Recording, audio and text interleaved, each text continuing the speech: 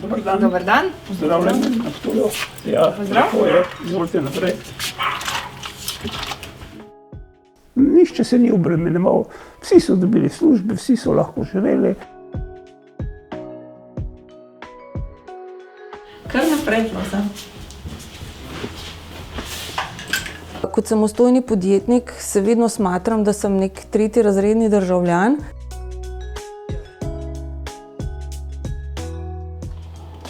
Pozdravljeni v mojem študentskem stanovanju.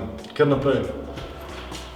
Ni me zares strah, da ne bi dobil službe, me je pa strah, da ne bi dobil primerne službe. Konec septembra sem diplomiral. 29. septembra, to je bilo 2 dni pred, se mi je 5-letni rok iztekel, pa vse. In potem sem poklical na eno šolo, tam sem rekel, rabite, ja, pridite, sem bil drug dan v službi. Ne. Sem lahko zbiral, ali bom v službi na gimnaziji, ali v službi na ekonomske šole, ali bom šel na osnovno šolo. Ne. Potem sem se pač odločil za ekonomsko šolo. Ne. In sem na tej ekonomske šole poučeval 33 let. Ko 10 služb sem zamenjala, šla sem pa pač vedno na boljše. No. V slabi situaciji sem bila samo ta prvič, ker je firma se zaprla. Ne. Tako da nisem imela nekih problemov pri iskanju službe. Svojo službo si predstavljam predvsem tako, da bi bila stabilna. Kar mi je zelo pomembno, še posebej, ker zdaj delam kot študent, je to, da imam možnost bolniške pa možnost plačanega dopusta. Ker zdaj ne grem na morje, oziroma grem na morje, pa si moram prišparati in ne dobim plačila za to.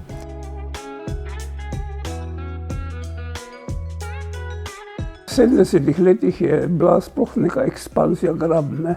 In mladi kolegi, ki so pravkar prišli, so dobivali 2-sobna, 3-sobna stanovanja brez problema, ne. Ampak jaz sem po prvih 5 letih moje službe začel graditi to hišo že, ne. Takrat je bilo, jaz se hecam, včasih si šel mi v banke, pa so za tabo vrgli kredit, ne. In sem imel hišo postavljeno v pol leta. Jaz sem imela srečo. In sem v bistvu dobila eno stanovanje od dedka. Kot SP, izredno težko dobiti kredit, no, tako bom rekla. Tukaj pri nas v Mengšu je zraslo mesto zelo, ne, in več ali manj so same nove hiše, ne. Verjetno so vse narejene na kreditih, ne. Jaz ne vem, kako pride do 150 000 recimo evrov kredita, ne vem, ne znam si tega predstavljati, ne. Trenutno si lahko privoščim sobo in živim s cimrom. Ravno zadnjič sem razmišljal, kako bom sploh prišel do svojega stanovanja in sem pač ugotovil, da če bo šlo tako naprej, pač ne bom prišel, bom pač živel v najemu. Bi mi pa sicer zelo ustrezalo, da pač ne rabiš plačati najemnine za pol plače ali pa 60-70% plače, tako kot pač počnem to zdaj. Zakaj ne moramo omogočiti, da bi tudi današnji mladi pač dobili neke prilike, priložnosti za lažji dostop do stanovanj in pa hiš.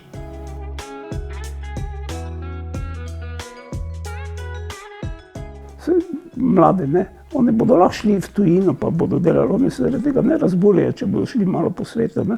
Samo lepše je bilo, da bi vedeli, da bodo doma lahko dobili takšen posel, kot bi oni radi, ne. Recimo, moj sin je šel v tujino, ker se tukaj ni počutil, se je počutil ukleščenega, no. Če bi bila še enkrat mlada, bi tudi probala iti kam v tujino, no. Meni se res zdi zelo potrebno, oziroma nujno potrebno, da nekako zagotovimo ustrezne pogoje, no, da se pač ne bi mladi odločili in tudi sam, da se ne bom rabil odločiti, da grem v tujino.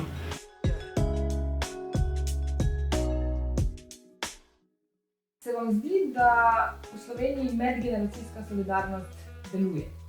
Jaz zaenkrat deluje, jaz penzijo dobivam, ne, in to je medgeneracijska solidarnost, ne. Vsak, ki gre v pokoj, je pred tem 40-45 let delal.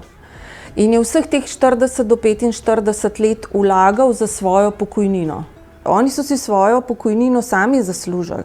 Če bomo, se pravi, pomagali mladim, da pridejo v to delovno aktivno populacijo in dali normalne pogoje za življenje in delo, se bo to obrestalo vsem generacijam, tako delovno aktivni kot tudi starejši. Čas je za volitve. Treba bo iti za spremembe, za boljše življenje. Vem, da LMŠ želi soustvarjati družbo, ki bo mladim omogočala pogoje za razvoj, zaposlenim socialno varnost in pošteno plačilo, starejšim pa dostojno starost. Jaz vabim, da 24. aprila vsi Slovenci in Slovenke gredo na volitve in da volijo za LMŠ.